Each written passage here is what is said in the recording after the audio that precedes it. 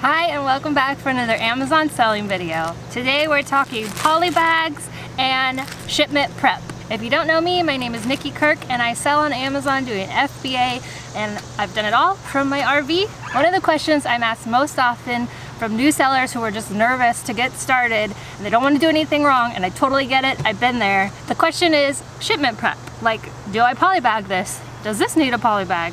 What do you do? So I thought I would just go ahead and make a real quick video of should you polybag this? So before you get excited, all this stuff is just stuff I have around the house. It's not stuff I'm actually selling. I went and tried to grab examples. So first thing, let's talk polybags. And this is something I just learned. Like, I think I ordered these bags 2 weeks ago.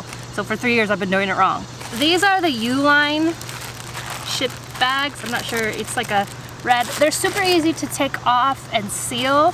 The problem is that they're repositionable. So what happened for me was I had sent in a set of something in one poly bag, and I don't know if something happened in Amazon and something got opened and it fell out, and the customer only got one of the items, and then I got a bad review. And unfortunately Amazon wouldn't take it off because they can't investigate if they did something wrong because the customer already got it.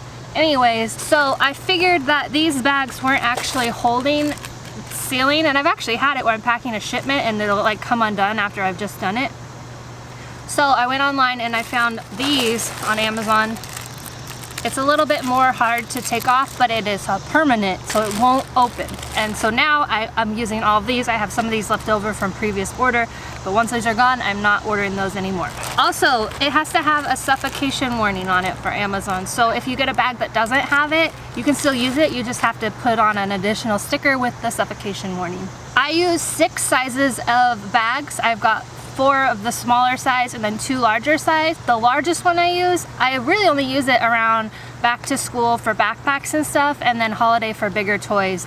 So I've ordered I think 100 of them, and I've had them for a year and a half. So they last a while.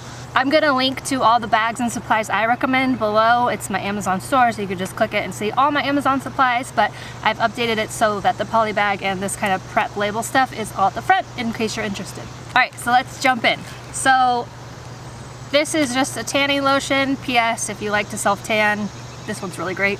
It's like an everyday one. Anyways, so it's open.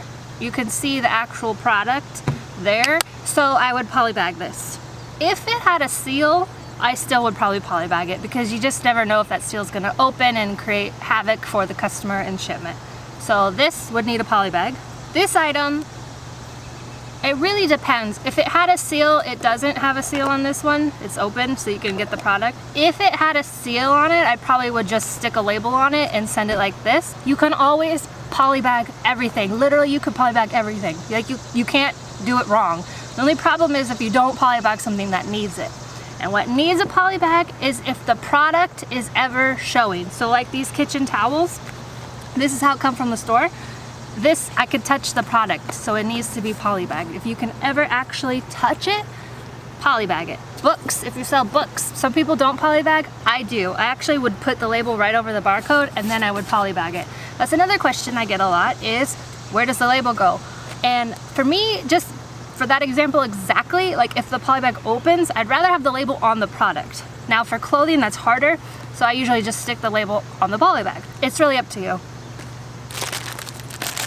Here's another example. So the packaging, it's already sealed itself, but this packaging could come off.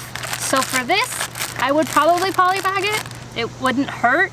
Or if you have these labels, they're just plastic little circles. You could just stick a circle on it so that it doesn't come off.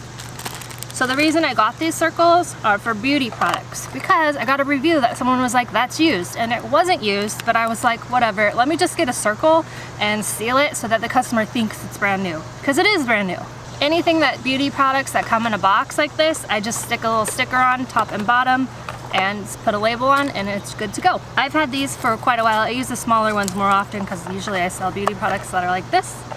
If you're bundling anything, it needs a poly bag and then a label. So this is not a set. When I first started selling, I actually just printed out on the address labels that I print my Amazon labels on. I did like red labels and wrote, this is not a set. And then I was like, that's retarded, let me just buy them. I think it's like $8 for 2, and they I just recently bought another 2-pack, so they last a really long time. So if this was a set I was selling together, I would put them both in a poly bag, then I would put the Amazon label on the bag, and I would put a "this is a set." I would put a "this is a set" label right on the bag. And if you're using these U-line, which could come off, I actually would also tape over it just to like really be sure, just because I had that experience and I don't want to have it again. This product, it's pretty sealed, kind of stands up. This is, honestly, I don't usually polybag this kind of stuff. Sometimes I do, sometimes I don't. It's just kind of how I'm feeling. If I'm tired, I'm over it, and I want to get done with the thing, I might not seal it.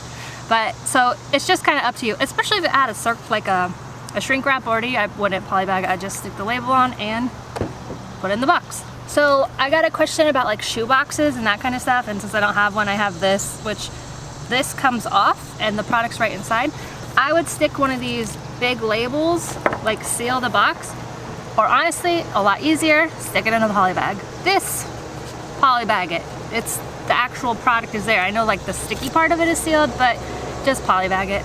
I don't have a toy to show you, but a lot of times toys will be in the packaging where a part of it is open, so like you could touch the little character's arm or whatever. So imagine that this part of it was open, so it's in the blister pack, but I could touch and turn and feel this part, polybag it. If ever a part of the product is out, polybag it. So that's kind of it. I hope this video was helpful. When in doubt, just polybag it. It never hurts. If you're interested in joining my Facebook group, Bolo group, definitely check out the link below where you'll see what I'm actually selling. Again, this is just stuff I had around the house, but if you want to see what I'm actually selling every month, go ahead and check out that group where we're sharing leads and generating lists of profitable items. It's actually grown quite a lot and I'm very proud of it. It's a really helpful group. I think we have over 100 leads this last month, so definitely check it out if you're struggling on what to find for your business. And if you need help ungating in beauty, topicals, grocery, OTC, toys, because Q4 is just around the corner, check out my ungating guides. Thank you guys so much for watching, and I'll see you back here for another video.